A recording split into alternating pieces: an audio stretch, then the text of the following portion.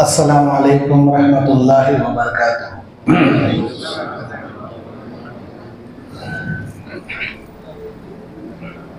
नहमदुहू व नुसल्ली अला रसूलिहिल करीम, अम्मा बाद।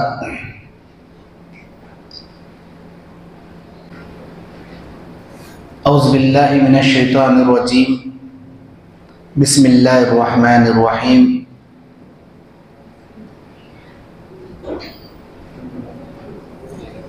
इन्नल्लज़ीना क़ालू रब्बुनल्लाहु सुम्मा इस्तक़ामू ततनज़्ज़लु अलैहिमुल मलाइकतु अल्ला तख़ाफ़ू व ला तहज़नू व अबशिरू बिल जन्नति अल्लती कुन्तुम तुअदून।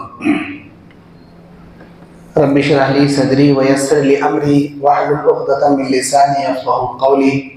रब्बि ज़िदनी इल्मा, अल्लाहुम्मा अन्फ़अनी बिमा अल्लमतनी व अल्लिमनी मा यनफ़अुनी व ज़िदनी इल्मा। मोहतरम दीनी और इस्लामी भाइयों,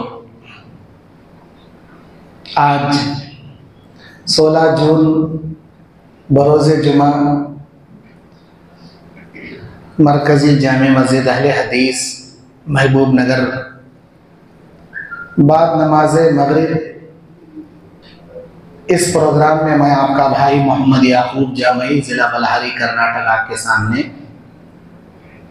सीरत खालिद सैफुल्लाह खालिद बिन वलीद रज़ियल्लाहु ताला अन्हु आपके सामने पेश करने के लिए बैठा। वैसे तो हज़रत खालिद बिन वलीद रज़ियल्लाहु ताला अन्हु की मुकम्मल ज़िंदगी के हालात इस मुख्तसर से वक्त में रखना काफ़ी दुश्वार है। उनकी ज़िंदगी के चंद ऐसे पहलू, चंद ऐसे किरदार जो हमारी ज़िंदगी के ईमान को बढ़ा सकती हैं, बस चुनिंदा पहलुओं को आपके सामने रखने जा रहा हूँ।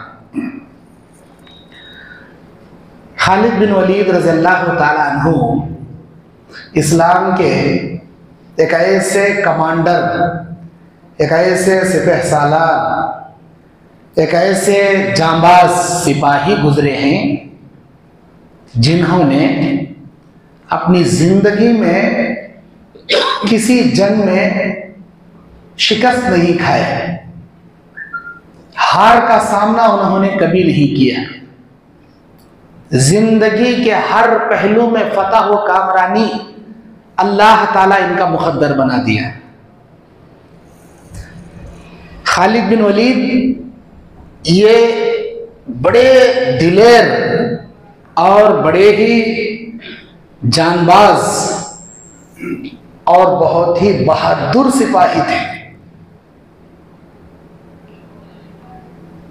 सन 8 हिजरी में इस्लाम कबूल करने वाले, फतेह मक्का से पहले, उससे पहले इस्लाम के खिलाफ जंगें लड़ने वाले। ग़ज़वा उहद में नबी अलैहिस्सलाम जब चंद सहाबा को उहद के पहाड़ पर बिठाए थे, आपने उनको ताकीद की थी कि किसी भी हालत में इस जगह को छोड़कर नीचे ना उतरना। जब सहाबा इकराम ने देखा कि जंग खत्म हो चुकी है, सहाबा इकराम माल गनीमत इकट्ठा कर रहे हैं, हम यहाँ बैठकर क्या करेंगे, वो जगह छोड़ दिए। यही खालिद बिन वलीद रज़ियल्लाहु ताला अन्हु जो अभी इस्लाम नहीं लाए थे, काफिरों की एक बहुत बड़ी तादाद लेकर बहुत पहाड़ के पीछे से सहाबा पर अटैक कर दिए। इस्लाम अभी कबूल नहीं किए थे। हजरत खालिद बिन वलीद रज़ियल्लाहु ताला अन्हु कबीले बनु मखज़ूम के सिपह सालार हैं। इनके खानदान का नाम कबीले बनु मखज़ूम, खालिद बिन वलीद बिन मुग़ीरा अल मखज़ूमी। इनकी कुन्नियत अबू सुलेमान थी। सुलेमान इनका बेटा, जिसकी जानिब इनकी कुन्नियत थी। सैफुल्लाह, अल्लाह की तलवार इनका टाइटल, लक़ब था। ये खुद अपने आप से नहीं लिए, अल्लाह के नबी की ज़बान से अल्लाह ने इनको अता किया। नबी सल्लल्लाहु अलैहि वसल्लम ने इनको वो टाइटल दिया। जिस तरह हज़रत अबू बकर रज़ियल्लाहु ताला अन्हु को सिद्दीक़ का लक़ब हमारे नबी अपने ज़बान से दिए थे, उसी तरह खालिद बिन वलीद रज़ियल्लाहु ताला अन्हु को आसमान से अल्लाह ताला सैफुल्लाह का लक़ब दिया। सैफुल्लाह बोले तो अल्लाह की तलवार। इनके वालिद वलीद बिन मुग़ीरा मक्के के सरदारों में से थे और इनकी वालिदा लुबाना अब्दुल्ला इब्न अब्बास, नबी सल्लल्लाहु अलैहि वसल्लम के चचाजाद भाई जो अब्दुल्ला इब्न अब्बास हैं, इनकी सगी बहन थी, हमशीरा सगी बहन। खालिद बिन वलीद रज़ियल्लाहु ताला अन्हु का सिलसिले नसब 7वीं पुश्त से नबी सल्लल्लाहु अलैहि वसल्लम के खानदान से जाकर मिलता है। और ये खालिद बिन वलीद रज़ियल्लाहु ताला अन्हु जिनके अंदर इतनी बहादुरी, इतने कमालात, इतने सिफात इनके अंदर थे, नबी सल्लल्लाहु अलैहि वसल्लम के सामने इनकी खूबियां जब सहाबाए किराम बयान करते कि खालिद के अंदर बड़ी बहादुरी है, बड़ी जोश है, बड़ा बेहतरीन इंसान है, इसके अंदर ये सिफतें हैं, ये कमालात हैं, तो नबी हमेशा कहते थे इतनी खूबियों का मालिक बहुत जल्द इस्लाम लेकर आएगा, इस्लाम कबूल करेगा। जब इनके अंदर इतनी अच्छाइयां हैं, इनके अंदर इतनी खूबियां हैं, ऐसे बहादुर हैं, तो जरूर एक ना एक दिन ये इस्लाम कबूल करेंगे। नबी इनके बारे में तमन्ना रखते थे हमेशा। जिस तरह नबी सल्लल्लाहु अलैहि वसल्लम ने दुआ की, ऐ अल्लाह अमर बिन हिशाम या उमर बिन खत्ताब, इन दोनों में से किसी एक को हिदायत देकर इस्लाम को कुव्वत अता कर। अमर बिन हिशाम अबू जहल का नाम, या तो अमर बिन हिशाम को, या तो अबू जहल को, या तो उमर बिन खत्ताब को, इन दोनों में से किसी एक को इस्लाम की हिदायत दे अल्लाह, अल्लाह इस्लाम को तक़वियत दे अल्लाह। जैसे नबी दुआ किए थे वैसी तमन्ना खालिद बिन वलीद के लिए अल्लाह के नबी रखते थे, अल्लाह खालिद बिन वलीद को भी इस्लाम से सरफराज कर।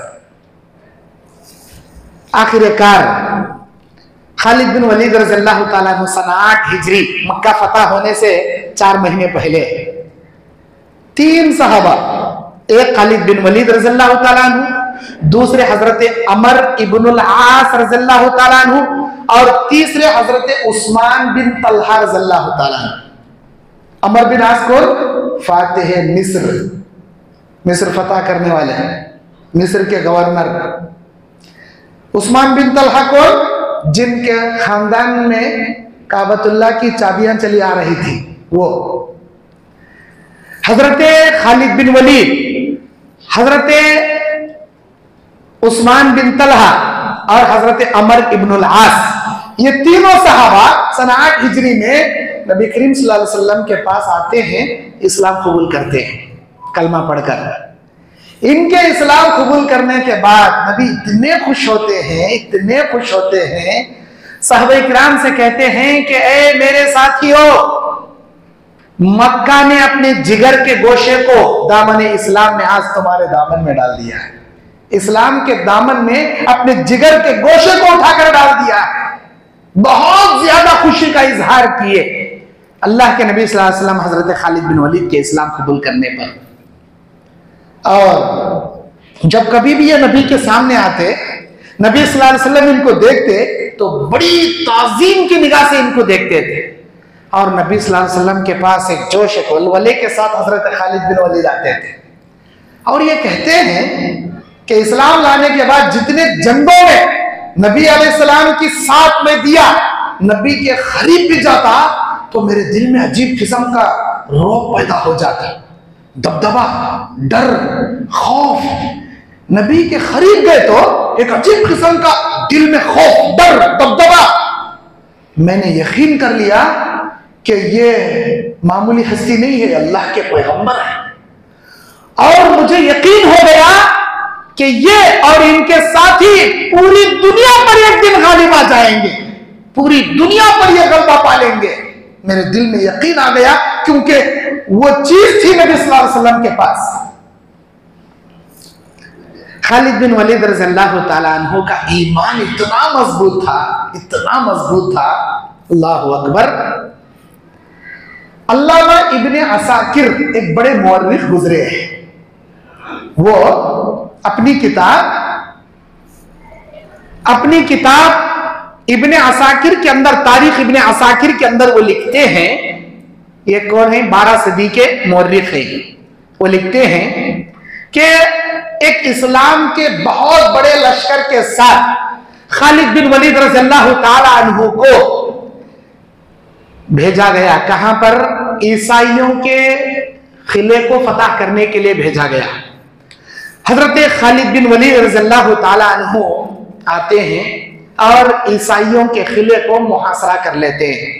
मुहासरा करना मतलब उनको अपने घेरे में ले लेना, किले में बंद लोगों को बाहर आने नहीं देना, बाहर के अंदर लोगों को अंदर जाने नहीं देना, मुहासरा कर लेना, इस्लाम पेश करना। या तो इस्लाम पेश करो, नहीं तो जिजिया दो, नहीं तो जंग करो। 3 चीजें। आपके लिए कोई जंग का पहलू नहीं, लेकिन इस मुल्क में रहना है, इस्लाम कबूल करना पड़ेगा। जबरदस्ती क्या भी नहीं कबूल कर रही, जिजिया देकर रह सकती, अपने कुफ्र पर कायम रहो, लेकिन मुसलमानों को तकलीफ नहीं देना। मुहासरा कर लिए, कई दिन का मुहासरा। ईसाइयां परेशान, क्या करना भाई, क्या करना। आखिरकार उनमें से एक ज़हीन पादरी था उनका, उसका नाम अमर बिन अब्दुल मसीह, अमर बिन अब्दुल मसीह, एक ज़हीन पादरी।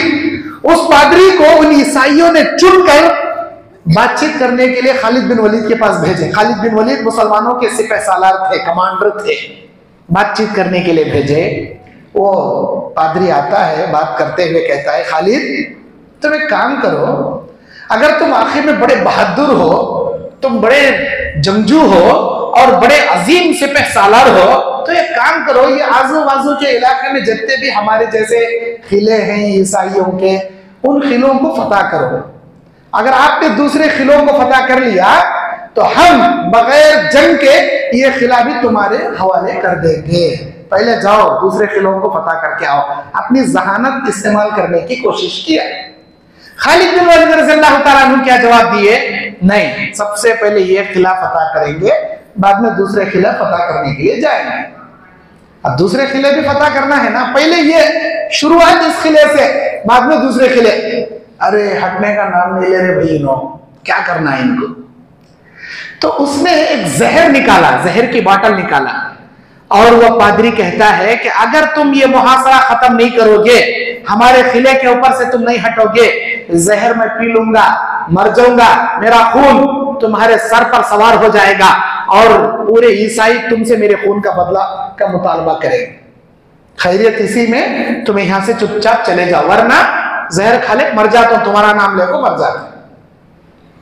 खालिद बिन वलीद रज़ियल्लाहु ताला अन्हु बोले, नामुमकिन, अल्लाह ताला तेरी मुकद्दर में अगर इस वक्त मौत नहीं लिखा है तो जहर पी को भी नहीं मर सकता। ये जहर पीने के नाटक कर को हम ना डराने की जरूरत नहीं। अगर अल्लाह तेरी मुकद्दर में मौत नहीं लिखा तो जहर पिया तो भी नहीं मरता। ए नहीं भाई मैं मरता हूं क्या? नहीं मरता, हरगिज नहीं मरता। अल्लाह जब तक मौत नहीं लाता कोई माई का लाल नहीं मरता। ऐसा तो तुम्हें पी को दिखाओ, ये जहर, तुम्हारी मौत का वक्त नहीं आया होगा, तुम्हें पी को दिखाओ। हजरत खालिद बिन वलीद बोले ठीक है मैं पी लेता हूं।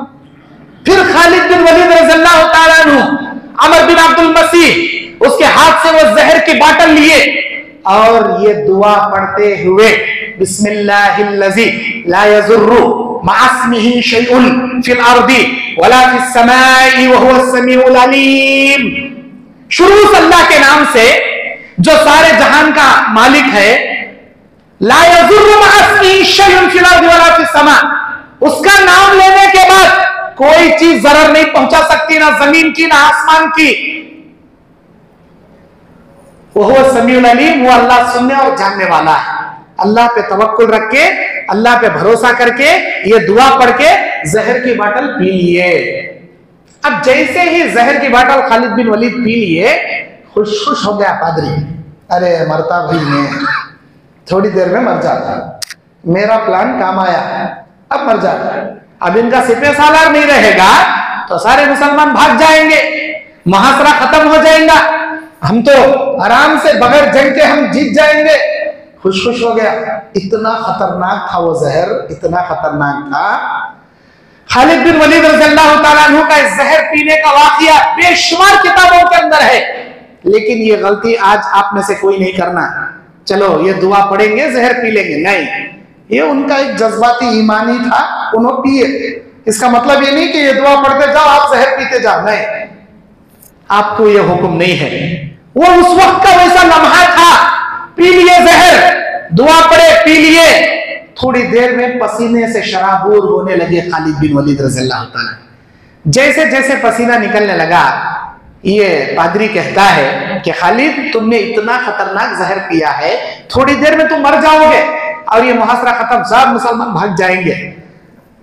खालिद बिन वलीद बोले अगर अल्लाह तबारक व तआला मेरी मौत यहाँ मुकद्दर में नहीं लिखा है तो ये जहर भी कुछ काम नहीं करेगा। थोड़ी देर के बाद वो पसीना ऑटोमेटिक बदन में सूख गया और खालिद बिन वलीद रज़ियल्लाहु ताला अन्हु की कैफियत नॉर्मल हो गई, बिल्कुल अटेंशन होकर खड़े हो गए खालिद बिन वलीद। खालिद बिन वलीद का अटेंशन होकर खड़े होना, बातचीत करना, वो पादरी इतना डर गया, इतना हैरान हो गया और डर के मारे भाग गया अंदर और अपने किले में जाकर लोगों को बोलता है, कौन? अमर बिन अब्दुल मसीह, वो पादरी, कि लोगों मैं ऐसे इंसान को देखकर आ रहा हूं जो मरना नहीं जानता, मारना जानता है। मरना नहीं जानता, मारना जानता है। उसने जो जहर पिया वो इतना पॉइजन, इतना खतरनाक जहर आलूद वो जहर है, अगर वो जहर एक बड़े पानी के डोल में वो जहर की बाटल डालकर वो पानी को पूरे किले में जितने 100,000 लोग हम लोग हैं, एक एक घूंट भी पीने जितने किले में हम लोग हैं, ये पूरे किले के लोग मर जाएंगे। बड़े पानी के डोल में वो जहर की बाटल मिक्स कर को एक एक घूंट पी लिए तो ये जितने भी 1000 लोग किले में हैं, पूरे के पूरे मर जाएंगे। ऐसा जहर खालिद पिए, लेकिन खालिद को पसीना है, वो मरना तो दूर की बात, बेहोश तक नहीं हुए, बेहोश तक नहीं हुए। मैं उनके ईमान के सामने हैरान हूं, बिल्कुल हैरान हूं कि दुनिया में नामुमकिन कि इतना जहर कोई पिए और ना मरे। लोगों मेरी बात मानो, खैरियत से ये किला उनके हवाले कर दो, वरना इस किले की ईंट से ईंट बजा के रख देंगे, तुम्हारी तिक्का बोटी करके रख देंगे। बगैर जंग के सारे ईसाई डर कर आकर वो किला मुसलमानों के हवाले कर दी। ये था खालिद बिन वलीद रज़ियल्लाहु ताला अन्हु का जज्बे ईमान। मेरे दीनी और इस्लामी भाइयों, इतना ही नहीं, खालिद बिन वलीद रज़ियल्लाहु ताला अन्हु जब कभी जंगों में जाते तो डायरेक्ट लड़ने का ऑफर उनके सामने नहीं रखते, पहले इस्लाम पेश करते, अमन अमान की बात करते। खालिद बिन वलीद रज़ियल्लाहु ताला अन्हु के बारे में अल्लामा इब्ने कसीर रहमतुल्लाहि अलैह, कौन है ये? तफसीर इब्ने कसीर लिखने वाले अल्लामा इब्ने कसीर, अल बिदाया वन निहाया एक अजीम किताब है। इस किताब के 7वें जिल्द 16 नंबर के सफे पर, अल बिदाया वन निहा के 7वें जिल्द 16 नंबर सफे पर अल्लामा इब्ने कसीर खालिद बिन वलीद रज़ियल्लाहु ताला अन्हु की कैफियत बयान करते, लिखते हैं वो कि एक मर्तबा खालिद बिन वलीद रज़ियल्लाहु ताला अन्हु जंगे यरमूक के मौके पर, जंगे यरमूक के मौके पर रूमियों के सामने सफारा होकर खड़े हो गए। उधर रूमी है, इधर खालिद बिन वलीद रज़ियल्लाहु ताला अन्हु। रूमियों का जो सिपह सालार था उसका नाम था जुर्जा, जीम रे जुर, जीम है जा, जुर्जा। जंग शुरू होने से पहले सिपह सालारों से गुफ्तगू करते थे। जुर्जा कहता है, खालिद मैं तुमसे बात करना चाहता हूं, तुम मुसलमानों के कमांडर हो, तुम मुसलमानों के सिपह सालार हो, मैं बात करना चाहता हूं तुमसे। ठीक है, सुन रहा हूं मैं, बोल सकते हो तुम, क्या बात करना है? जुर्जा बोलो, सुन रहा हूं मैं। जुर्जा कहता है, खालिद सच्चा इंसान कभी झूठ नहीं बोलता, ईमानदार वाला इंसान कभी किसी को धोखा नहीं देता। मुझे यकीन है अगर तुम सच्चे हो, तुम ईमान वाले हो, कभी झूठ नहीं बोलोगे, कभी धोखा किसी को नहीं दोगे। हाँ, हम किसी को धोखा नहीं देते। खालिद मैं चंद सवाल करना चाहता हूं। क्या है? अल्लाह ताला ने, तुम्हारे अल्लाह ताला ने आसमान से कोई तलवार जिब्राइल अलैहिस्सलाम को देकर नाजिल नहीं किया, फिर तुम्हारा टाइटल सैफुल्लाह कैसे पड़ गया? तुम्हारा लक़ब सैफुल्लाह कैसे पड़ गया? क्या अल्लाह ताला जिब्राइल को देकर कोई तलवार भेजा है क्या आसमान से? नहीं ना, फिर तुम सैफुल्लाह कैसे हो गए? अल्लाह की तलवार कैसे हो गए? इस सवाल के जवाब में खालिद बिन वलीद रज़ियल्लाहु ताला अन्हु कहते हैं कि जब मैं इस्लाम कबूल किया तो अल्लाह के नबी सल्लल्लाहु अलैहि वसल्लम ने मुझसे कहा था कि ऐ खालिद, तुम अल्लाह की तलवारों में से एक तलवार हो। ये मैं नहीं कहता, खुद अल्लाह कहता है। सुना दो मेरे खालिद को कि वो अल्लाह की तलवारों में से एक तलवार है, और जो मुनाफिकों पर, काफिरों पर सौंप के अल्लाह ताला रखा है। जब भी खालिद की तलवार उठेगी, मुशरिकीन, मुनाफिक खालिद की तलवार के सामने नहीं बच पाएंगे। ये अल्लाह की तलवारों में से एक तलवार। मेरे नबी ने कहा, तब से मेरा टाइटल सैफुल्लाह पड़ा। पहले सवाल का जवाब। अच्छा खालिद, मुझे ये बताओ, तुम किस चीज की दावत लेकर, दावत का मिशन लेकर तुम अपनी फौज को लेकर निकले हो? दुनिया फतह करने के लिए, इस्लाम का झंडा गाड़ने के लिए किस चीज की दावत लेकर तुम निकले हो? हजरत खालिद बिन वलीद रज़ियल्लाहु ताला अन्हु कहते हैं, हम एक अल्लाह की दावत का पैगाम लेके निकले हैं, नबी सल्लल्लाहु अलैहि वसल्लम की इताअत का पैगाम लेके निकले हैं। लोगों को अमन, सुकून और इस्लाम का पैगाम, तौहीद और रिसालत की दावत का, दीन का पैगाम देने के लिए, लोगों को इस्लाम में अमन से बुलाने के लिए हम निकले। अच्छा खालिद, मुझे ये बताओ, अगर कोई शख्स तुम्हारे इस्लाम की दावत को कबूल ना करे, इनकार कर दे, तो तुम क्या करोगे? खालिद बिन वलीद कहते हैं, अगर कोई हमारी इस्लाम की दावत पर लब्बैक नहीं कहता, ठुकराता है हमारी इस्लाम की दावत को, तो हम उनसे जिजिया मांगते हैं। इस ममलिकत में रहना हो, अगर इस मुल्क में आपको रहना है, तो यहाँ टैक्स देकर रहना पड़ेगा। हम उनसे जबरदस्ती नहीं करते कि तुम कलमा पढ़ो, तुम अल्लाह को मानो, अल्लाह के नबी की नबूवत को मानो। हम जबरदस्ती नहीं करते। मानना है मानो, नहीं मानना है टैक्स दो।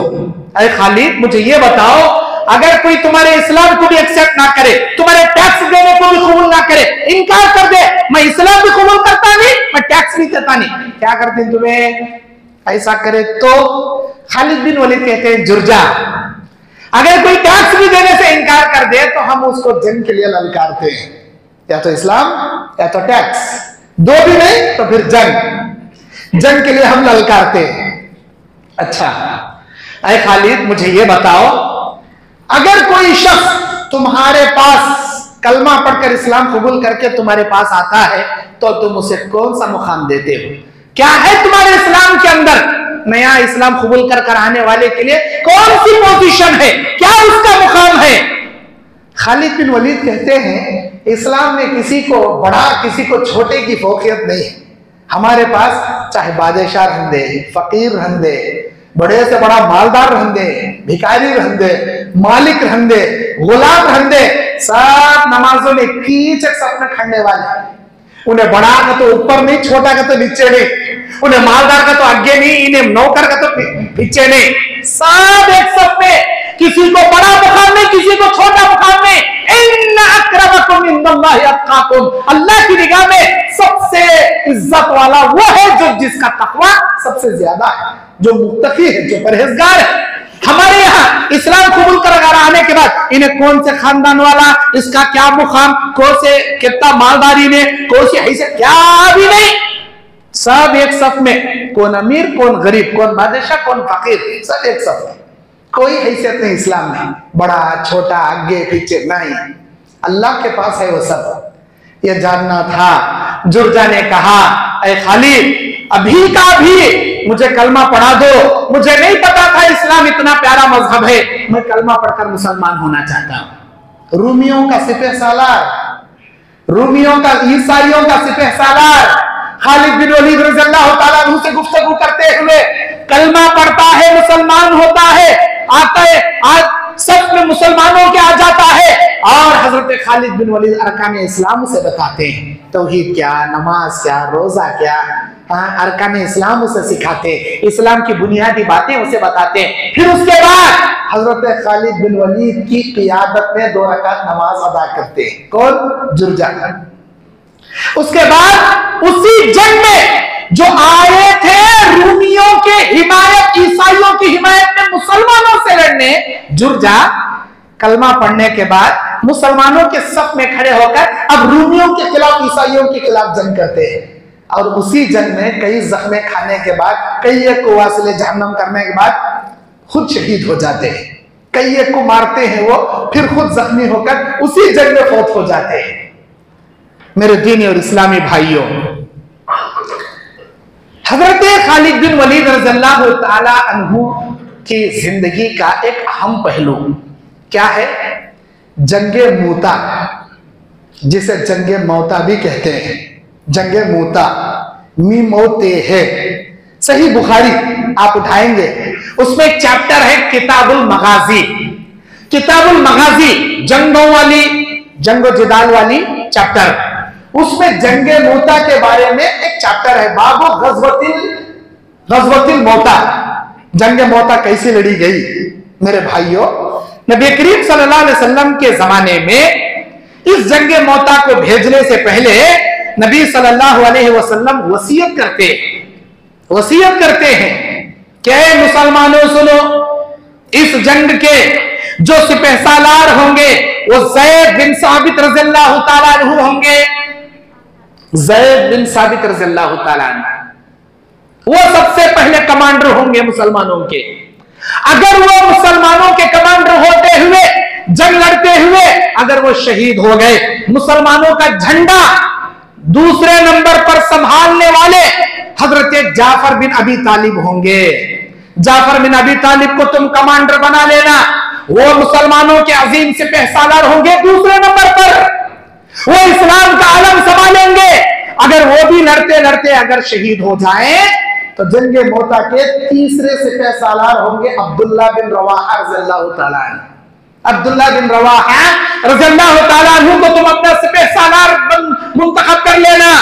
और सुनो, अगर वो भी शहीद हो गए, अब्दुल्ला बिन रवाहा भी शहीद कर दिए गए, तो ऐ मुसलमानों ये तुम्हारी जिम्मेदारी है, तुम अपनों में से किसी एक को अपना सिपहसालार बना लेना। ये वसीयत किए, ये नसीहत किए, रवाना किए। अब गए, जंगे मूता चल रही है। नबी की वसीयत के मुताबिक सबसे पहले सिपहसालार हजरत ज़ैद बिन साबित थोड़ी देर में शहीद कर दिए गए। शहीद होने के बाद जाफर बिन अबी तालिब रज़ियल्लाहु ताला अन्हु इस्लाम का झंडा ले लिए। मुसलमानों के अजीम सिपहसालार खुद जाफर बिन अबी तालिब रज़ियल्लाहु ताला अन्हु बने। नबी की वसीयत थी ना, नबी का हुक्म था ना, वो मुसलमानों की क़ियादत करते हुए, उनको नियाबत करते हुए जंग लड़ते गए। यहां तक के थोड़ी देर के बाद हजरत जाफर बिन अबी तालिब को भी शहीद कर दिया गया।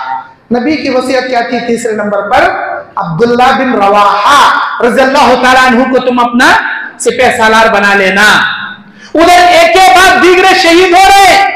जिब्राइल अलैहिस्सलातु वस्सलाम वही के जरिए जंगे मूता में चलने वाले मैटर को यहां मदीने के अंदर नबी को सब सुना रहे हैं। अल्लाह के नबी, अब जंग की सिचुएशन ऐसी चल रही, अब जंग सिचुएशन ये पोजीशन पर, अब जंग में ज़ैद बिन साबित शहीद हो गए, अब जंग में जाफर बिन अबी तालिब संभाले हैं सिपहसालारी, अब जंग चल रही है। अब थोड़ी देर में जाफर बिन अबी तालिब भी शहीद हो गए। अल्लाह के नबी, अब फिर उसके बाद आपकी वसीयत के मुताबिक तीसरे सिपहसालार अब्दुल्ला बिन रवाहा संभाले, वो संभाल रहे हैं, वो जंग चल रही है। अब थोड़ी देर में वो भी शहीद हो।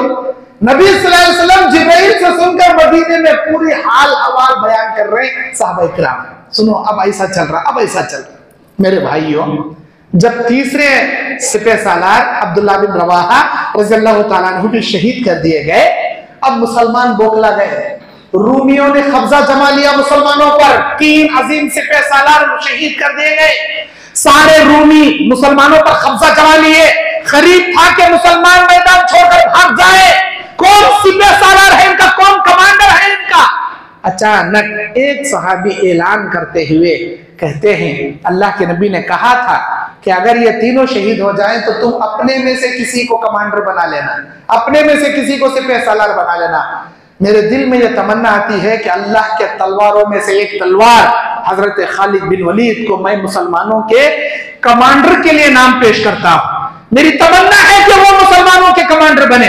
इनके एक जुमले पर सारे मुसलमान एक होकर कहने लगे खालिद बिन वलीद हमारे कमांडर रहेंगे, खालिद बिन वलीद को कमांडर बनाया जाएगा।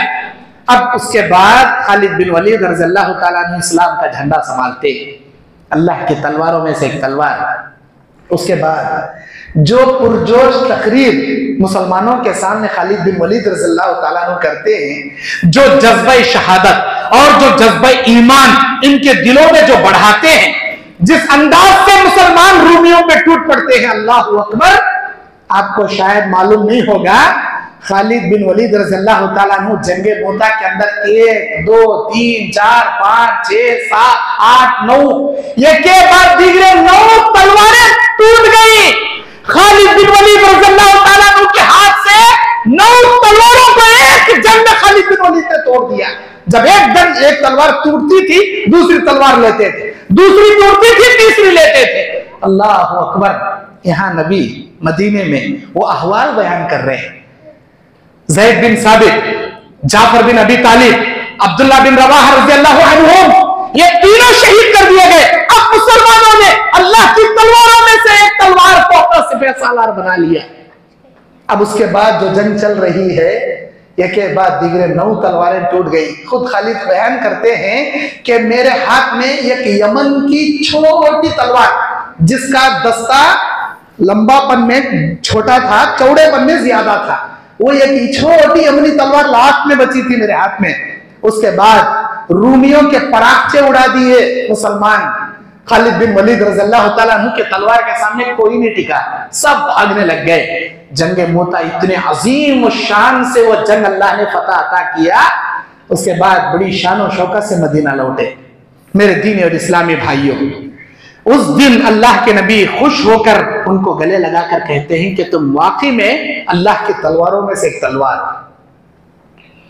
उसके बाद फतेह मक्का सन 8 हिजरी में जब मक्का फतह होने का मौका था, तो नबी सल्लल्लाहु अलैहि वसल्लम हजरत खालिद बिन वलीद को ये पैगाम दिए थे कि कैसे मक्का फतह करना, किस प्लान से मक्का में हमको दाखिल होना है। खालिद बिन वलीद रज़ियल्लाहु ताला अन्हु को कबीले बनु सलीम, कबीले बनु खुज़ैमा, कबीले बनु गफ्फार, इन 3 कबीलों की क़ियादत करते हुए मक्के में तुमको आना है। अगर कोई तुम्हारे रास्ते में रुकावट बने तो खालिद अल्लाह की तलवार का जौहर उसे बताना, रत्ती भी रहम नहीं करना, गर्दन उड़ा देना। और याद रखो, जंग करने में पहल ना करना। अगर सामने वाला मारने के लिए आ रहा तो तुम्हारी तलवार के करतब दिखाना, वरना किसी को जंग के लिए नहीं उभारना, किसी को जंग में पहल नहीं करना। हम चाहते हैं अमन और अमान के साथ, अमन सुकून के साथ मक्का फतह कर ले, किसी का खून ना बहे। मक्के की हुर्मत, उस अजीम शहर मक्कतुल मुकर्रमा, मस्जिदुल हराम की हुर्मत को हम पामाल किए बिना, किसी का खून बहाए बिना, अमन सुकून के साथ हम मक्का फतह करना चाहते हैं। जब मदीने से कई हजार सहाबा का लश्कर लेकर हजरत खालिद बिन वलीद मक्का पहुंचे, ये कबीले बनु सलीम, कबीले बनु गफ्फार और कबीले बनु खुज़ैमा की नियाबत करते हुए जब आए, रास्ते में 12 नालायक ऐसे मिले जो खुद मुजाहिमत करके मारना चाहते थे। एक झटके में खालिद बिन वलीद ने उन 12 को अपनी तलवार से निकाल दिया, कत्ल कर दिया। फिर मदीने को, मक्के को आए। मक्के में बड़े शान और शौकत के साथ दाखिल हुए और मक्का फतह हो गया। सारे दुश्मन सामने थे, उसके बावजूद उनको अमन दिया गया, उनको माफ कर दिया गया। दुश्मन सलेंडर होकर सामने खड़े थे, तब भी नबी ने किसी से कोई बदला नहीं लिया। अगर नबी चाहते एक एक सहाबी को, एक एक आदमी, एक दुश्मन को देकर उनकी गर्दनें उड़ाने लगा सकते, नबी ने किसी से कोई बदला नहीं लिया। मक्का फतह होने में खालिद बिन वलीद रज़ियल्लाहु ताला अन्हु का एक अजीम किरदार, बहुत बड़ा किरदार है। उसके बाद सन 8 हिजरी ही में अब मक्का फतह होकर सिर्फ 5 दिन हुआ, ओनली 5 डेज। अल्लाह के नबी सल्लल्लाहु अलैहि वसल्लम 30 सहाबा को खालिद बिन वलीद को दिए, बोले कि तुम यहां से सीधा मुकाम नखला चले जाओ। अरे खालिद, मुकाम नखला चले जाओ। बाज रिवायत में इस नाम को नुखला कहा जाता है, नून खा लाम है, मुकाम नखला। ये क्या, कौन सा मुकाम था? यहाँ मुशरिकीन का एक बहुत बड़ा बुत था। इस बुत का नाम उज्जा, जैसे लात, मनात, हुबल, उज्जा, जो इनके बड़े बड़े बुत थे, उनमें से उज्जा मुकाम नखला में एक लंबी मूर्ति, बड़ा मूर्ति बनाकर रखे थे उज्जा का, इनका भगवान, मुसीबतों को टालने वाला, आने वाली बलाओं से रोकने वाला, हर मुश्किलों से मक्के वालों को बचाने वाला, ऐसा अकीदा था मुशरिकीन का। उज्जा बुत के ताल्लुक से मक्का फतह हुआ। मक्के के काबतुल्लाह के अंदर 360 बुत जो रखे हुए थे, अल्लाह के नबी सल्लल्लाहु अलैहि वसल्लम ने अपने असा से उनके गर्दनों में एक एक बुत को खींचते गए, नीचे गिराते गए। कुरान मजीद सूरह बनी इस्राइल की आयत पढ़ते गए, जाअल हक़ व ज़हक़ल बातिल इन्नल बातिल कान ज़हूक़ा। हक आ गया, बातिल मिट गया और बातिल को मिटना ही है। ये पढ़ते हुए 360 बुतों को नेस्त व नाबूद कर दिए। उसके बाद काबतुल्लाह की चाबी उस्मान बिन तलहा को दे दी। ऐ उस्मान, मेरा अल्लाह कहता है, इन्नल्लाह यअमुरुकुम अन तुवद्दुल अमानाति इला अहलिहा। अल्लाह मुझे हुक्म देता है कि तुम अमानतें उन्हीं के हवाले करो जिनका वो हक है। ऐ उस्मान, ये तुम्हारे खानदान में चली आ रही है, ये चाबियां तुम्हारा हक है, मेरे अल्लाह का ऐलान है, भला मैं कैसे रख सकता? ये इज्जत, ये शर्फ, ये शान तुम्हारी है, ये लो। अल्लाह अकबर। आज तक उस्मान बिन तलहा रज़ियल्लाहु ताला अन्हु के खानदान में वो चाबियां चली आ रही, काबतुल्लाह की चाबियां आज तक, कयामत की सुबह तक उन्हीं के खानदान में चलेगी। ये उनके खानदान का शर्फ है, ये उनकी खानदान का एहतराम है। मेरे दीनी और इस्लामी भाइयों, अल्लाह के नबी सल्लल्लाहु अलैहि वसल्लम मक्का फतह होकर सिर्फ 5 दिन हुआ, अल्लाह के नबी 30 सहाबा का लश्कर देकर हजरत खालिद बिन वलीद को कहते हैं, ऐ खालिद, यहां से सीधा निकलो तुम मुकाम नखला में और उज्जा नामी बुत के परागचे उड़ा दो, टुकड़े टुकड़े करके आ जाओ। खालिद बिन वलीद रज़ियल्लाहु ताला अन्हु 30 सहाबा को लिए सीधा गए मुकाम नखला। वहां बड़े बड़े पुजारियां बैठी उनके, बोले हट जाओ, अब तुम्हारे बुत के टुकड़े टुकड़े करके जमीन लेवल करना है। उज्जा भाई ने बुरी निगाह से देखे तो भी हम क्या चले आते, उसे छुए तो जान चले आती तुम्हारी, ऐसा हो जाता वैसा हो जाता। अरे क्या होता, मैं देख ले तो हट गई, तो हट गई, तेरे बुत को तेरे सामने कुचल कुचल को पवन के नीचे दाग खुदल खुदल सभी मिलिया बैठ कर क्या करता देख ली। खालिद बिन वलीद रज़ियल्लाहु ताला अन्हु उस बुत को तोड़े और उस बुत के टुकड़े टुकड़े करके जमीन के लेवल कर दिए। देखने वाले डर रहे, हैरान हो जा रहे, हम क्या फाड़ ले रहे, अब जलजला आ जाता, अब आसमान से बिजलियां टूट पड़ती, क्या क्या होता, अब वो हो जाता, ये हो जाता। एक दिन देखे, 2 दिन देखे, 3, कहीं कभी नहीं हो रहा। बुत को तोड़ को बुकनी मोटा करके पूरा नीचे डाले खुदल रहे, कहीं कभी नहीं हुआ। अब इनको यकीन हो गया, अरे नहीं रे, कोसे की मूर्ति को रखले हमें इतने दिन सिराम खोले बैठे, सो गलत रहेगा। तो वो जितने पूजा करने वाले थे सब कलमा पढ़ को इस्लाम को भूल गए। कहीं कहते उनके सिर में एक भेजे में बिठा डाले थे, इन्हें हमारा बड़ा भगवान, इन्हें से क्या तुम्हें देखे हम क्या चले आते, तो बुरी निगाह डाले तो भी हम क्या चले, ऐसा दिल में डर बिठाए, दाल कुचल को पूरा पाउडर कर नीचे पवा में दाल खुद ले, पूरा डर चले। खालिद बिन वलीद रज़ियल्लाहु ताला। अब उसके फौरन बाद अल्लाह के नबी सल्लल्लाहु अलैहि वसल्लम क्या करे, मुकाम हुनैन के लिए जंगे हुनैन, ग़ज़वा हुनैन 1000 का लश्कर देकर हजरत खालिद बिन वलीद रज़ियल्लाहु ताला अन्हु को सन 8 हिजरी में मक्का फतह होने के बाद कबीले बनु हवाजिन हुनैन के मुकाम पर रहते थे। वो लोग इस्लाम के खिलाफ क्या है साजिशें करते थे। अब या तो उनको इस्लाम की दावत देना, नहीं तो टैक्स, नहीं तो जंग, चलो निकलेंगे। 1000 का लश्कर देकर आगे भेजे खालिद बिन वलीद को, पीछे अल्लाह के नबी 12000 का लश्कर लेकर आए। 12000 में 10000 सहाबाए किराम थे, 2000 फतेह मक्का के दिन नए नए इस्लाम कबूल करने वाले सहाबा थे, जो आजू बाजू खरियों से आकर 2000 नए नए इस्लाम में दाखिल, टोटल 12000। खालिद बिन वलीद के साथ गए तो 1000 का लश्कर, टोटल 13000 का लश्कर। अब मुसलमानों को एक कॉन्फिडेंस, 313 ग़ज़वा बदर में थे, दुश्मना के छक्के छुड़ा डाले हमें, आज 13000, 12000। आज को से भी राता भर को हाथा उठा उठा को दुआ करने की, अल्लाह से मदद मांगने की जरूरत नहीं, आज हमें जाकर कुचल डाल के उनको करने का और कॉन्फिडेंस। भूल, सहाबा से गलती, एक ओवर कॉन्फिडेंस उनके दिल में आ गया। वहां गए, आसमान में ऊपर से तीर बारिशों के बूंदों की तरह जब सहाबा पर बरसना शुरू करे, सब भागना शुरू करे। अल्लाह के नबी खड़े होकर ऐलान करते, अना इब्नु अब्दुल मुत्तलिब, अना मोहम्मद, अना ला काज़िब। ऐ लोगो, मैं इब्ने अब्दुल मुत्तलिब हूँ, इब्ने अब्दुल्लाह, मुझे कहाँ छोड़े जा रहे, मैं सच्चा नबी हूँ, मैं झूठा नबी नहीं हूँ। सारे सहाबा पलट पड़े। उसके बाद हुनैन फतह हो गए।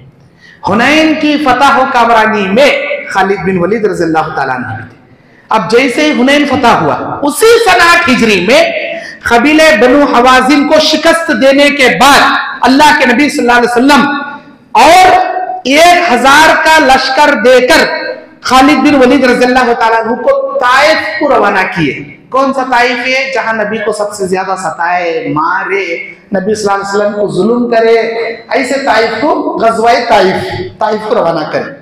और बाकी के सिपाहियों को लेकर नबी पीछे से ताइफ पहुंचे, वहां किले को घेर लिए।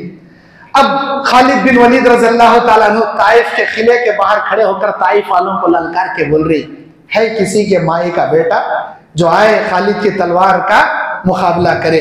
है कोई तुम ताइफ वालों में जिगर गोशे वाला आए खालिद के सामने खड़े होकर जंग लड़े? किसी के अंदर इतनी हिम्मत नहीं कि खालिद बिन वलीद का सामना कर सके।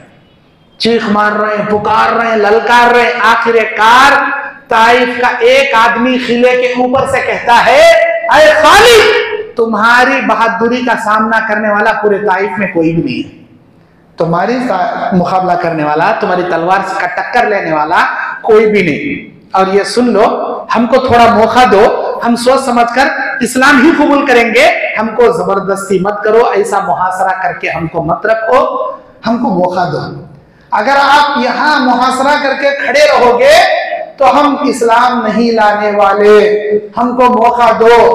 अल्लाह के नबी ने इनकी इस तजवीज को कबूल किया और मुहासरा हटा लिया, ताइफ से वापस लौटा। उसके बाद काफी बड़ी तादाद से ताइफ वालों ने इस्लाम कबूल किया। मेरे दीन और इस्लामी भाइयों, उसके बाद अल्लाह के नबी सल्लल्लाहु अलैहि वसल्लम के ये सिपह सालार हजरत खालिद बिन वलीद गज़वे तबूक के लिए अल्लाह के नबी सल्लल्लाहु अलैहि वसल्लम सिपाहियों को लेकर गए। गज़वे तबूक में मुसलमानों की जंग तबूक वालों से नहीं हुई। तबूक में बड़े बड़े ईसाई हुक्मरान नबी के पास आकर चुपके चुपके से इस्लाम कबूल करने शुरू कर दिए। उनको मालूम था, नहीं माने गर्दन ही काट को रख डालती है। खैरियत इसी में चुपके जाना, कलमा पढ़ लेना, जान बचा लेना। आए ईसाई बड़े बड़े हुक्मरान नबी के पास बयात करके नबी सल्लल्लाहु अलैहि वसल्लम के सामने कलमा पढ़ना शुरू करे। जंग नहीं लड़े तो बोले कि हम जंग लड़ने की इस्तिताअत नहीं रखते, हमारे अंदर इतनी हिम्मत नहीं। बगैर जंग के खालिद बिन वलीद रज़ियल्लाहु ताला अन्हु भी उसमें शामिल थे, बगैर जंग के तबूक से वापस लौटे। इसी जंग में हजरत काब बिन मालिक, मुरारा बिन रबिया, हिलाल बिन उमैया, ये 3 सहाबी पीछे रह गए थे, जिनको वापस लौटने के बाद 50 दिनों तक बाइकाट कर दिया गया था। काब बिन मालिक रज़ियल्लाहु ताला अन्हु का ईमान अफरोज हुआ। खैर, उसके बाद अल्लाह के नबी सल्लल्लाहु अलैहि वसल्लम हजरत खालिद बिन वलीद को जैशुल उसरा, गज़वे जैशुल उसरा या गज़वे उसरा भी इसे कहते हैं, अल्लाह के नबी सल्लल्लाहु अलैहि वसल्लम एक बहुत बड़ा लश्कर देकर दौमतुल जुंदुल, क्या है नाम? दौमतुल जुंदुल का एक बड़ा हाकिम, उसका नाम था अकीदर, बड़ा हाकिम था उन्हें, अकीदर को पकड़ने या उसे मारने या उसे कैदी बनाकर नबी के सामने लाने के लिए अल्लाह के नबी सल्लल्लाहु अलैहि वसल्लम खालिद बिन वलीद को रवाना किए। खालिद बिन वलीद सीधा गए जैशुल उसरा में, उसके खीमे में गए, उसके गर्दन में हाथ डाले, बाहर लाए, ऐसा मारे उसे, बोले मेरी तलवार से एक झटके में तेरी गर्दन उड़ा सकता हूं मैं, लेकिन मेरे नबी का हुक्म है तुझे कैद करके लेकर आने का। उसे मार मार मार को कुप्पा कर को ले नबी के पास कैदी बना को लेकर आए। अल्लाह के नबी ये लीजिए अकीदर तुम्हारे हवाले। जैशुल उसरा, इतना बड़ा हुकूमत का रियासत, बगैर जंग के उनके सरदार को जिस अंदाज से खालिद बिन वलीद मारे, सारे लोगों के होश उड़ गए। एक आदमी हमारे सरदार को एक चूहे मारे सक मार रहा है, इतने लोग मिलकर हम चटनी का को रख दाते रे, जंग भी करना नहीं पाए, इनके साथ डर गए। और बगैर जंग के वो जैशुल उसरा फतह कर लिए। उसके बाद जंगे यमामा। जंगे यमामा एक ऐसी जंग इस्लाम में लड़ी गई। कहाँ है ये? मुल्के यमामा। मुल्के यमामा, यहां पर एक नालायक आदमी था जिसका नाम था मुसैलमा बिन कज़्ज़ाब। मुसैलमा बिन कज़्ज़ाब ये मुल्के यमामा में अपने आप को नबूवत का दावा कर ले बैठा था। मैं नबी, मैं अल्लाह का आखिरी नबी, मेरे पास वही आती, ऐसा झूठा नबूवत का दावा कर ले बैठा था। जैसे आज शकील बिन हनीफ नबूवत के फितने फैला ले को बैठा और बोलता मैं नबी, मैं महदी, कभी बोलता मैं ईसा, कभी बोलता मैं मेहदी, कभी बोलता नबी। अरे हमारे नबी के ऊपर नबूवत का सिलसिला अल्लाह खत्म करवा ले। जिस दिन ईसा अलैहिस्सलाम आएंगे मुल्क शाम में आएंगे, कैसे आएंगे? दो फरिश्तों के कांधों पे हाथ रखते हुए मुल्क शाम में मीनारे शर्किया पे उतरेंगे। उनके बालों से पानी के खतरे टपक रहे होंगे और जहां पर वो उतरेंगे उनसे पहले हजरत महदी अलैहिस्सलाम मुल्क शाम में रहेंगे। महदी बोले तो कौन? नबी बोलते हैं मेरे नाम, उसका नाम मोहम्मद इब्न अब्दुल्ला। महदी का नाम भी मोहम्मद बिन अब्दुल्ला रहेगा, मेरी माँ का नाम उसकी माँ का नाम रहेगा, और एक आम आदमी जैसा रहेगा, मामूली आदमी जैसा रहेगा। अचानक अल्लाह ताला उस आदमी को हिदायत देगा। वो आदमी अचानक एक ऐसे जोश के साथ मुसलमानों के हाथों पर बयात लेगा और दूर दूर से सियाह झंडे लेकर आने वाली यहूदियों के खिलाफ जंग लड़ने के लिए मुसलमानों की बयात लेना शुरू करेगा। उसके बाद मुसलमानों की इमामत करेगा। ईसा अलैहिस्सलाम जब उतरेंगे तो देखेंगे कि हजरत महदी अलैहिस्सलाम मुसलमानों की इमामत कराएं, आगे बढ़ेंगे। चलो जी, आप ईसा ही, ईसा अलैहिस्सलाम जब दुनिया से गए थे तो नबी बनकर गए थे, जब वापस दुनिया में आएंगे तो नबी बनकर नहीं आएंगे, उम्मत मोहम्मदी बनकर आएंगे। क्यों? इसलिए कि नबूवत का सिलसिला अल्लाह नबी पर खत्म कर दिया। उसके बाद दुनिया में कोई नबी आने वाला है भी नहीं, आता भी नहीं। अगर आए तो भी उम्मत मोहम्मदी बनकर आता। ये शकील बिन हनीफ हो, ये नालायक अपने आप को नबी होने का दावा करता, कभी बोलता मैं महदी, कभी बोलता मैं ईसा। अरे कैसा भी, इतना बड़ा झूठ, इतना बड़ा झूठ। और इसके फितने में आने वाले गुजरात कते, केरला कते, कर्नाटक कते, कई इलाकों में फैल गए मर्दाने औरता बोल रही कि हमारे हर दौर में एक अजीम सिपह सालार था, एक मुसलमानों का रहबर रहता, उसके हाथ में बैत करना, नहीं बैत करे तो फितना। कौन बोले? कहाँ है लिखकर? ये है, वो टॉपिक अलग है। शकील बिन हनीफ का टॉपिक अलग है। एक नंबर का फितने खोर, एक नंबर का झूठा, एक नंबर का मक्कार। ये आज का नहीं, नबी के जमाने से ऐसे झूठे नबूवत के दावे कर लेकर आने वाले पैदा हुए। नबी के जमाने में एक दो जने थे, एक असवद अंसी नाम का आदमी, उन्हें भी नबूवत का दावा करे, एक मुसैलमा कज़्ज़ाब नाम का झूठा मक्कार, उन्हें भी नबूवत का दावा करे। अब इन्हें मुल्के यमामा में था। अल्लाह के नबी सल्लल्लाहु अलैहि वसल्लम के जमाने के बाद जब हजरत अबू बकर सिद्दीक रज़ियल्लाहु ताला अन्हु का जमाना दौरे खिलाफत आया तो सन 11 हिजरी अबू बकर सिद्दीक रज़ियल्लाहु ताला अन्हु ने 13,000 का लश्कर देकर हजरत खालिद बिन वलीद को मुल्क यमामा में झूठे नबी का सिर कुचलने के वास्ते मुल्क यमामा को भेजे। इन्हें कौन?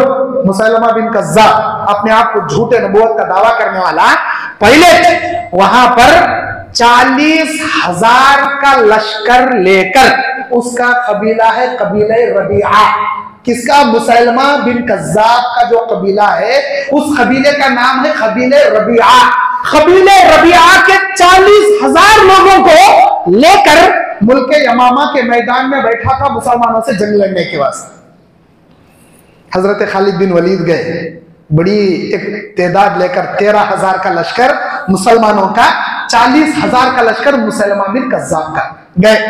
वहां जाने के बाद हजरत खालिद बिन वलीद रज़ियल्लाहु ताला अन्हु मुसलमानों के सामने जो मैदान जंग में खड़े होकर ईमान का जज्बा उभारने वाली जो तकरीर करते थे, अल्लाह अकबर, जो तकरीर करते थे, उस तकरीर से मुसलमान ऐसे टूट पड़ते थे दुश्मनों पर, ऐसे टूट पड़ते थे, एक एक मुसलमान के सामने 4-4 काफिर नहीं टिकते थे। ये सिर्फ खालिद बिन वलीद की बात नहीं कर रहा, हर मुसलमान की बात, हर मुसलमान की बात। एक एक मुसलमान के सामने 4-4 दुश्मन भी नहीं टिकते। अब खालिद बिन वलीद का कहना क्या?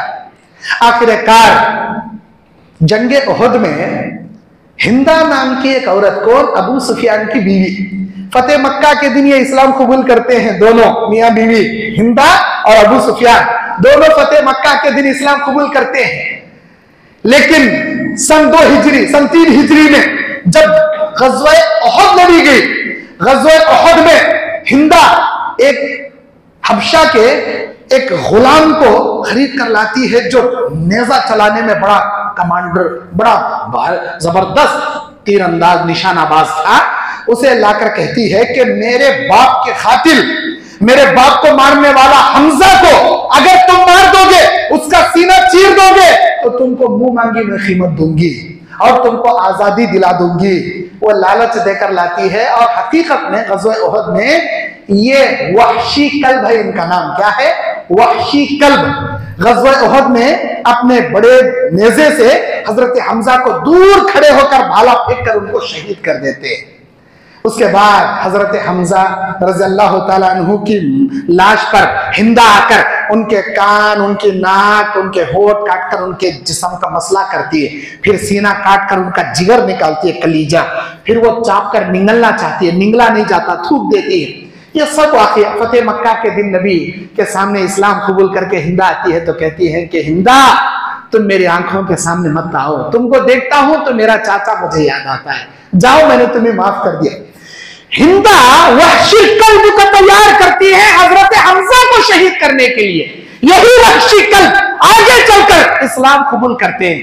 और इस्लाम कबूल करने के बाद जंगे यमामा में खालिद बिन वलीद की नियाबत में उन दुश्मनों के साथ लड़ने वालों में वहशी कल्ब भी है रज़ियल्लाहु ताला अन्हु, अब सहाबी रसूल है।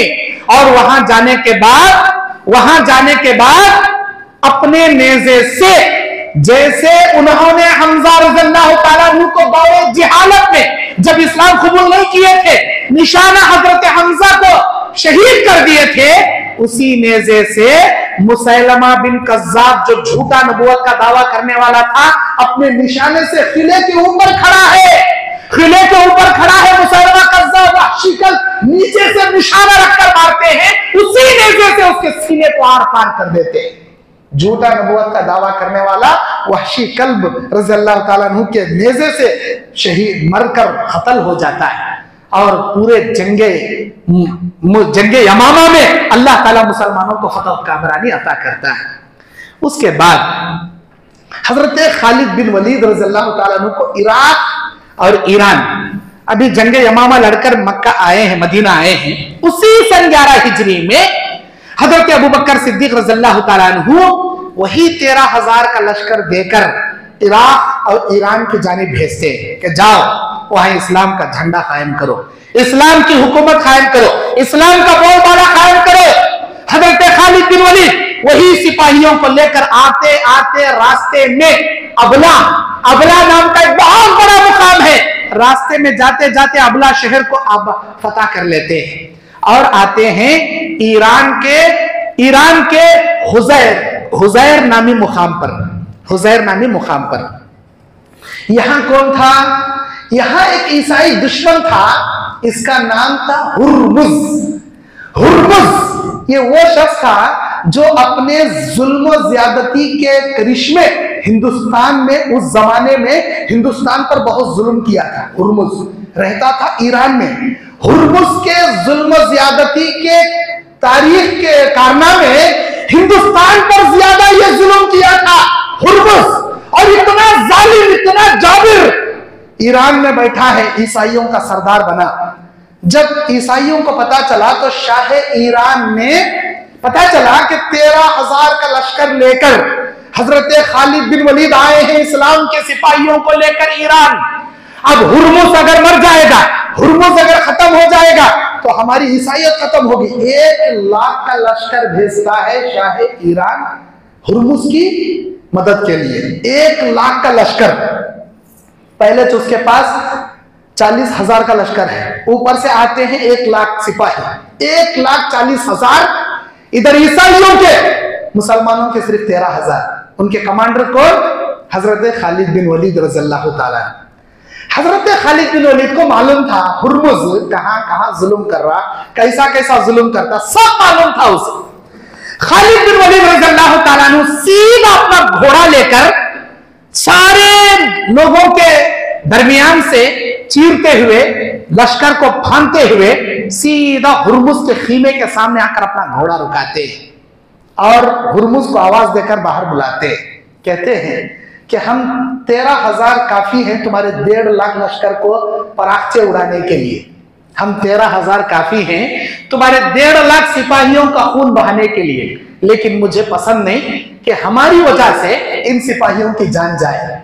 मैं तेरे सामने एक ऑफर रखता हूं, तू ईसाइयों का कमांडर, मैं मुसलमानों का कमांडर, हम दोनों जंग करेंगे, हम दोनों फाइट करेंगे। जो जीता जीत उसकी, जो हार गया हार उसकी। कबूल है? अब सारे सिपाहियों के सामने खालिद बिन वलीद ललकार रहे, ए नहीं बाबा मैं जंग नहीं लड़ता। बोल भी सकता नहीं, उन्हें तारीख में लिखा जाता मुसलमानों का कमांडर जंग के लिए उभारे तो भीगी बिल्ली सर दबले के अंदर भाग हो गया। क्या करना? और ये ऐसा इंसान आज तक इसकी तलवार के सामने कौन बचा नहीं? इन्हें जिंदगी में कभी हारा नहीं। लड़ना नहीं लड़ना, क्या करना? मरता क्या ना करता, चुपके मुंह मुशलक आया, कौन देगा, सब लड़ेंगे। आने के बाद खालिद बिन वलीद उसके वो बैंड बजाए, वो दाल को कूटे, उसे उठा उठा पटक को, आखिरकार उसे नीचे गिरा को, सीने पर चढ़ को बैठ को, अपनी तलवार निकाल को उसकी गर्दन से उसका तन काट कर सिर जुदा कर को ईसाइयों के सामने पकड़े। है कोई माई का लाल खालिद के तलवार का मुकाबला कर सके? ये तुम्हारा हुर्मुज जो दुनिया भर में अपना रोब और दबदबा जमाने वाला, जुल्म ज्यादती के किस्से बयान करने वाला हुर्मुज की गर्दन मेरे हाथ में है। कोई माई का लाल? अब उसके बाद खालिद की तलवार का मुकाबला ये देखना था। चूहे भागे सर का भाग को चले गए ईसाइया सभी। हमारे सिपे सालार को एक मामूली मुल्ली काट पर रख डाला ना बेचारा, ये हमने क्या नहीं करता, हो गया हमारी हालत। सब भाग गए बगैर जंग के। ईरान अल्लाह तबारक व तआला खालिद बिन वलीद के हवाले कर दिया। इतना ही नहीं, 2 साल टिक कर थे ईरान के अंदर। ईरान के बाद ईरान और इराक 2 साल तक उन सिपाहियों को लेकर वहां थे और पूरा ईरान दुश्मनों से पाक कर दिए, इस्लामी ममलकत का झंडा कायम कर दिए खालिद बिन वलीद 2 साल के अरसे में। उसके बाद जंगे यरमुक एक ऐसी जंग है जो रूम के खिलाफ मुसलमान लड़े। जंग यरमुक में रूमियों ने 2,40,000 का लश्कर लेकर आए थे मुसलमानों को लड़ने के वास्ते। 2 लाख। इस्लाम की हिस्ट्री में जंगे यरमुक में जितने सिपाही मुसलमानों का टक्कर लेने आए, किसी जंग में इतने सिपाही नहीं आए। कितने थे उनके? 2,40,000 सिपाही। हजरत खालिद बिन वलीद के पास कितने हैं? ओनली 40,000 सिपाही। 40,000 सिपाही इधर, 2,40,000 सिपाही उधर। उसके बाद ऐसी वलवला अंगेज तकरीर कर ईमानी हरारत सहाबा में बेदार करके 1,25,000 ईसाइयों को उस जंग में मार दिया गया। उसके बाद अल्लाह ताला मुसलमानों को फतह कामरानी अता किया। उसके बाद अब मुसलमानों का भरोसा, मुसलमानों का यकीन, खालिद बिन वलीद के तराने हर कोई गा रहा, खालिद बिन वलीद है तो हट गया, दुश्मन के पपड़ा बेल को रख डालती है, दाले को चटनी कूट को रख डालते, खालिद बिन वलीद है तो हट गया।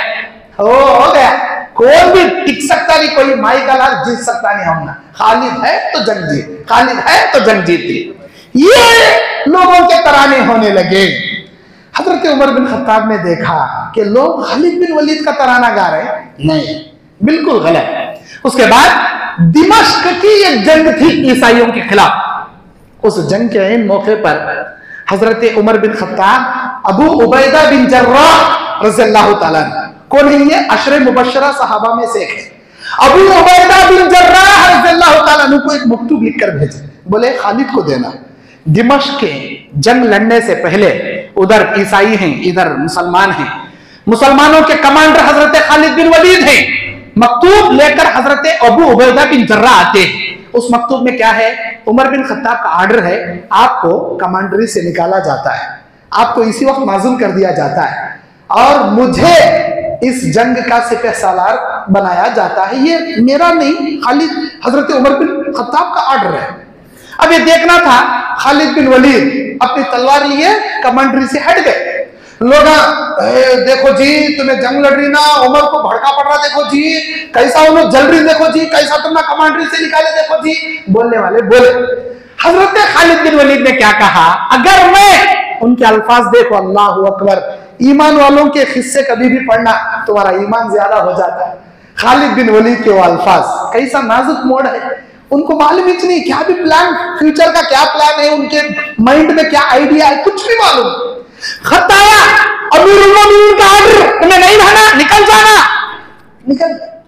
जबान से कुछ भी बोल सकते थे, अल्लाह अकबर, ईमान है जिस सीने में, उनके जबान से ईमान निकलता। सीने में ईमान रहे तो जबान से ईमान निकलता, सीने में निफाक है तो मुनाफिकाना अल्फाज़ बाहर निकलती। खालिद बिन वलीद ऐसे अजीम सिपह सालार, वो अपनी जबान से कहते हैं, अगर मैं उमर के लिए लड़ता था तो ये जंग छोड़कर मैं चले जाऊंगा।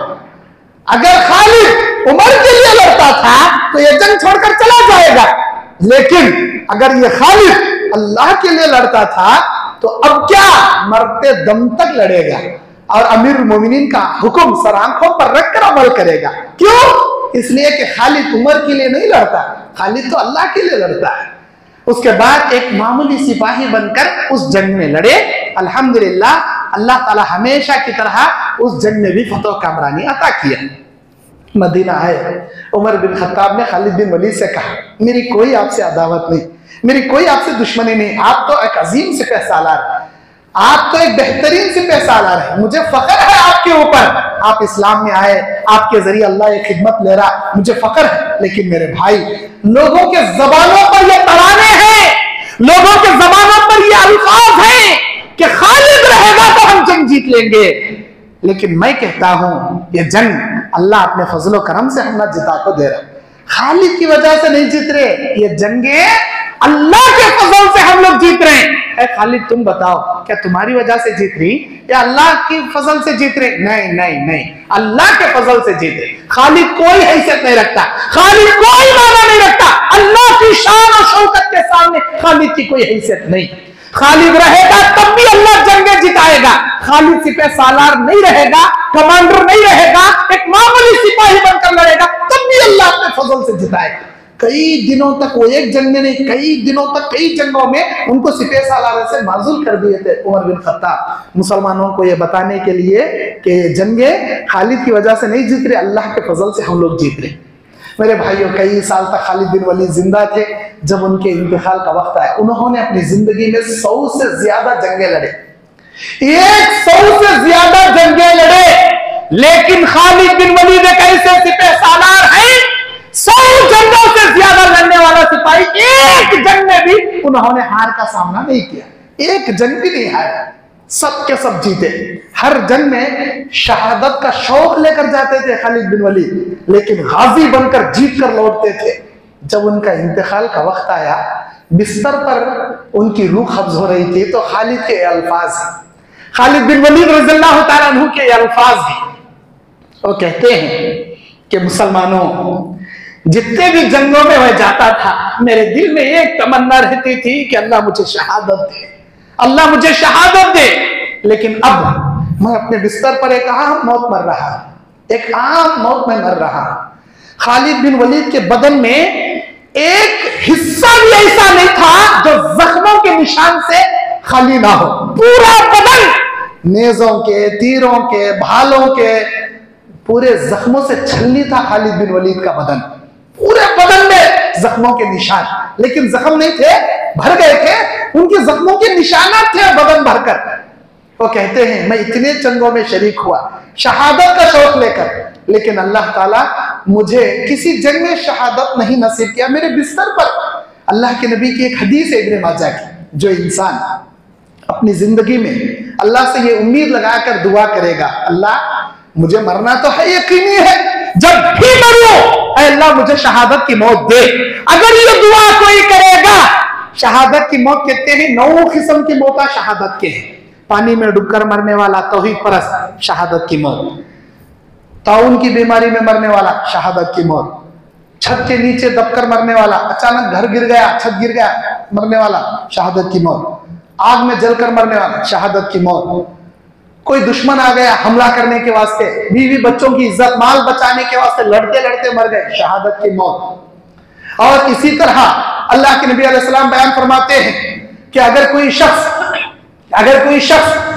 अगर कोई औरत डिलीवरी के दर्द में मरती है तो भी शहादत की मौत। ऐसे एक नहीं दो नहीं 9 किस्म के मौत है शहादत के जो अल्लाह के नबी गिनाए हैं। इन 9 किस्म के मौतों को छोड़कर बाज रिवायत में 6 किस्म के मौत, बाज में 7, खैर उसमें तादाद कम सरस है। अल्लाह के नबी कहते हैं इन तमाम मौतों से हटकर अगर कोई कहे अल्लाह मुझे जब भी मरना है मैं शहादत की मौत मुझे दे, कलमे वाली मौत दे, खातिमा बिल खैर दे, अगर ये दुआ करे, चाहे वो इंसान पानी में डूब कर ना सही, पेट के दर्द में ना सही, छत के नीचे दबकर ना सही, चोर से लड़ते हुए ना सही, ताउन की बीमारी में ना सही, डिलीवरी के दर्द में ना सही, मैदान जंग में गर्दन कटा के ना सही, अपने बिस्तर पर क्यों ना ठंडी मौत मरे, उसकी दुआ उसकी तमन्ना के मुताबिक उसकी बिस्तर की मौत भी अल्लाह उसके लिए शहादत की मौत बना देगा। उसकी बिस्तर की ठंडी मौत भी उसके लिए शहादत के नसीब, क्योंकि वो दुआ किया था, अल्लाह उसकी दुआ कबूल किया था, बिस्तर की मौत भी उसके लिए शहादत अल्लाह लिख देगा। हजरत खालिद बिन वलीद अपने बिस्तर पर इंतकाल होते हैं। मुअर्रिख लिखने वाले लिखते हैं कि खालिद बिन वलीद कई को शहीद नहीं हुए, कई को शहीद नहीं हुए, किसी जंग में उन्होंने कई को मारे नहीं गए, 100 से ज्यादा जंगे लड़े, एक जंग में भी उन्होंने नहीं हारे, हर जंग में जीते, क्यों उनको शहीद नहीं किया गया? तो उसके जवाब में मुहद्दिसीन लिखते हैं वो अल्लाह की तलवारों में से एक तलवार थे, किसी माई के लाल की मजाल नहीं कि अल्लाह की तलवार को हरा सके, किसी शख्स की यह मजाल नहीं कि रब की तलवार को हरा सके। अल्लाह की तलवार जब बुलंद होती तो अच्छे अच्छों के गर्दने उछल जाया करते थे, गर्दनों से, धड़ों से। वो जुर्रत, वो शुजात, वो बहादुरी, वो वलवला, वो ईमानी हरारत थी खालिद बिन वलीद के अंदर, इसीलिए वो किसी जंग में नहीं हारे, उनकी तलवार को किसी ने शहादत नहीं दिया। एक ईसाई बादशाह खालिद बिन वलीद की तलवार मंगाता, वो जरा तलवार देख भेजो भाई हमें, देखती वो कोसी तो भी तलवार, कहां तो भी जानते फतह, कहां तो भी जानते मुल्क फतह, कौन कहते हैं? खालिद बिन वलीद। कहां तो भी जानते या तो खिलाफ फतह या तो मुल्क फतह, चुपके सरेंडर कर डालना, नहीं कहते उठा मुल्क दे डालना, इस्लाम का झंडा गाड़ते सो गाड़ते। वो देखना चाहता हूं भाई कोसी तो भी तलवार लेको आदमी को ये डर पैदा कर डाली तुम्हें अल्लाह की तलवार का, जरा देख भेज। खालिद बिन वलीद अपनी तलवार देख भेजे तो ईसाई बादशाह के मुल्क शाम का, उन्हें देखता वो तलवार बिल्कुल सीधी भी नहीं, जरा टेढ़ी मेढ़ी है, वहां कच्चा पड़ गया, धागा पड़ गई, उतनी धारीदार भी नहीं, घस घस को धार पैदा करती ना, उतनी धारीदार मुंडी मुंडी है, कहां मिले वहां कच्चा कच्चा पड़ गया। वो देखो बोले क्या भाई मजाक कर रही क्या, ऐसी तलवार बिंगी टिंगी मुंडी मुंडी ऐसे वैसे कच्चा पड़े, ये तलवार लेको इतने मुल्क का पता करेंगे खालिद बिन वलीद। खालिद बिन वलीद का जवाब क्या था मालूम? खालिद बिन वलीद बोले मैं अपनी तलवार तेरे सामने भेजा हूं, लेकिन तलवार चलाने वाला हाथ तेरे सामने नहीं भेजा। कमाल तलवार का नहीं, तलवार चलाने वाली हाथ का। मैंने ये हाथ तेरे सामने नहीं भेजा, वो तलवार भेजा है। ऐसे कई तलवारें टूट चुकी है मेरे हाथ में। मेरे भाइयों, खालिद बिन वलीद की जब सीरत हम पढ़ते हैं यकीनन हमारे सीने में ईमान की हरारत ताजा होती है। अल्लाह से दुआ है अल्लाह हम सबको सहाबा जैसा ईमान अपने सीने में बेदार रखने की तौफीक अता फरमाए। उनके जैसे नमाज की पाबंदी, उनके जैसे ईमान का वलवला, उनके जैसे जज्बे कुर्बानी अल्लाह हमारे दिलों में बेदार रखने की तौफीक अता फरमाए। आमीन व आखिर दावाना अनिल हम्दुलिल्लाहि रब्बिल आलमीन। अस्सलामु अलैकुम व रहमतुल्लाहि व बरकातुहू।